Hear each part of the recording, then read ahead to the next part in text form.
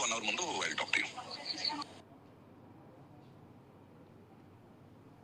సంతోషం. కుట్ర ఏ రకంగా జరుగుతున్నది అనేది బట్టబయలైంది.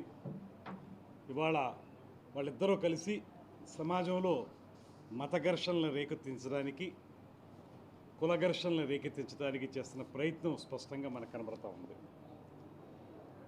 వీళ్ళిద్దరూ కూడా ఒక కుట్రపూరిత ఆలోచనతోటి పవన్ కళ్యాణ్ గారిని బలహీనపరచాలనేటువంటి ఆలోచనతోటి చేస్తున్న ప్రయత్నం ఇవాళ ఇప్పుడు మనకి ఆధారాలతో సహితం మనకి కనపడ్డాయి. వాళ్ళిద్దరూ మాట్లాడుకుని ఎలా చేసుకోవాలో మాట్లాడుకుని ముందుగానే ఒక ప్లాన్ వేసుకుని పక్కాగా ఈ కుట్ర పన్నుతున్నట్లుగా స్పష్టంగా మనకు కనబడతా ఉంది. ఇవి కుల మత ఘర్షణలు రేకెత్తించడానికి వారు చేస్తున్న ప్రయత్నంగానే దీన్ని మనం భావించాలి.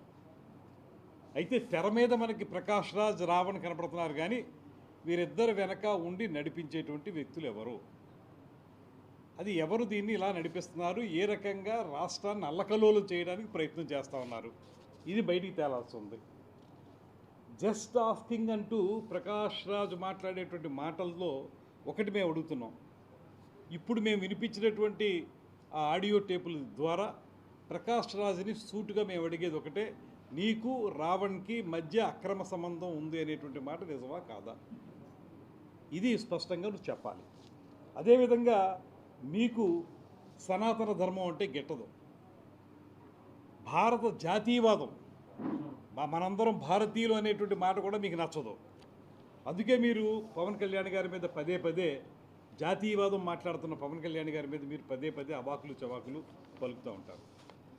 మేము ఇప్పుడు ఒకటే అడుగుతూ ఉన్నాం, ఇలాగ మీరు మాట్లాడేటువంటి ప్రకాష్ రాజ్ గారు కానీ రావణ్ కానీ 2019 నుంచి 24 వరకు జరిగినటువంటి మానవ హక్కుల ఉల్లంఘన సమయంలో మీరు ఎందుకు గొంతు చించలేకపోయారు? మీరు ఎందుకు ఆ రోజు జస్ట్ ఆస్కింగ్ అనలేకపోయారు?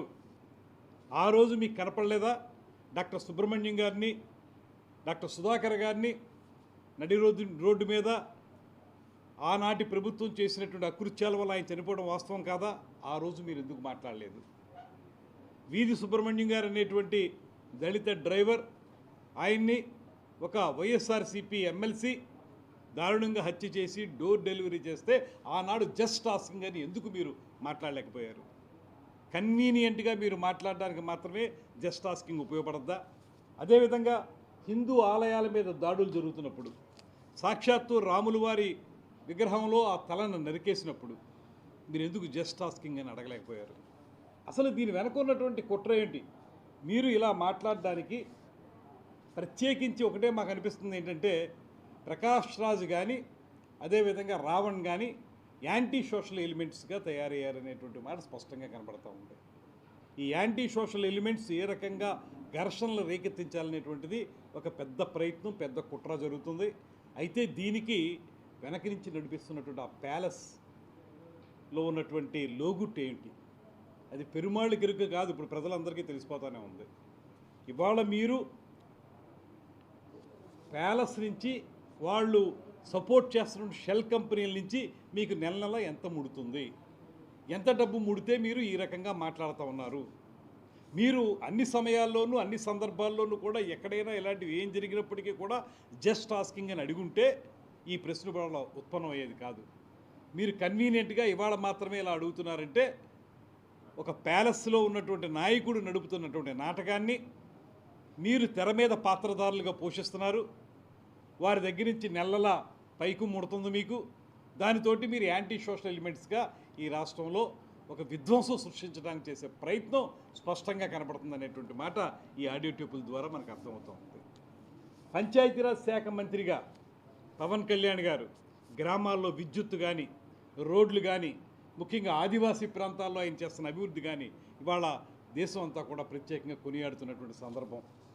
అదేవిధంగా మీకు ఎలాంటి ఆలోచన ఉంటుందంటే, అభివృద్ధిని మీరు చూడలేరు, సంక్షేమాన్ని మీరు చూడలేరు. మీకు ఎక్కడైనా మత ఘర్షణలు రేకెత్తించి మీరే ఆ మంటలు రేగుతుంటే దాని దగ్గర చలి కాసుకునేటువంటి యాంటీ సోషల్ ఎలిమెంట్స్ ఇవాళ ప్రకాష్ రాజ్ అండ్ రావణ్ అనేటువంటి మాట స్పష్టంగా మనకు అర్థమవుతూ ఉంది.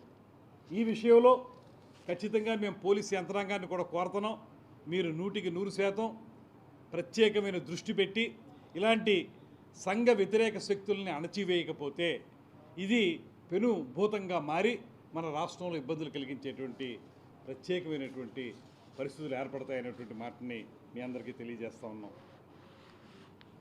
మీకు ప్రకాష్ రాజ్ గారు 2019 నుంచి 24 వరకు ఏ ప్యాలెస్ మీ గొంతుకి తాళం వేసింది? అప్పుడు ఎందుకు జస్ట్ టాస్కింగ్ అని మాట్లాడలేకపోయారు?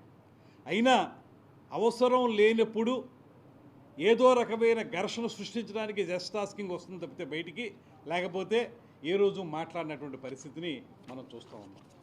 ఇలాంటి వ్యక్తుల్ని మనం ఖచ్చితంగా అడ్డుకోవాలి.